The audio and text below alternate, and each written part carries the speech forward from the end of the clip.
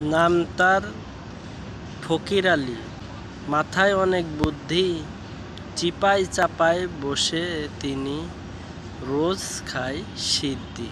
তেল মেখে নেতার গায়ে পেল এক পদ, সিদ্ধি রেখে এখন তিনি খায় দামি মদ।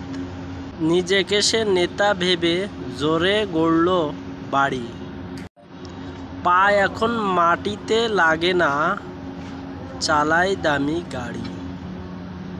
আসলে জিনিসটা হলো, আমাদের সমাজে অনেক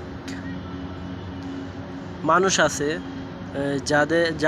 যাদের ঘর নাই, বাড়ি নাই, যারা ভূমিহীন, অনেক মানুষ আছে যারা রাস্তায় থাকে, ঠিক আছে, ঠিক মতন খাবার পায় না। তারা এমন এমন লোকের পিছে ঘোরে যারা এলাকার প্রতাপশালী কিংবা এলাকার নেতা, এলাকার নেতার ছেলে, এলাকার নেতার ভাই, এদের সাথে তারা কিন্তু ওঠা বসা করে। কথা হলো এটা যে যারা কিছুই বোঝে না সমাজ সম্পর্কে, যারা সমাজের কোনো কালচারের ভিতরেই পড়ে না, যেমন একটা আদব আছে, সমাজের একটা ভদ্রতা আছে, সমাজের একটা শৃঙ্খলা আছে, এগুলো তারা জানে না। কিন্তু তাদের লেখাপড়া খুবই কম, তাদের শিক্ষা বিদ্যা এগুলো খুবই কম, তাদের যে শিক্ষা দিবে এরম কিন্তু নাই। এরা কি করে, এরা এই সমস্ত লোকের পিছে ঘোরে, ওরা যেটা অর্ডার দেয়, যা বলে সেটাই করে।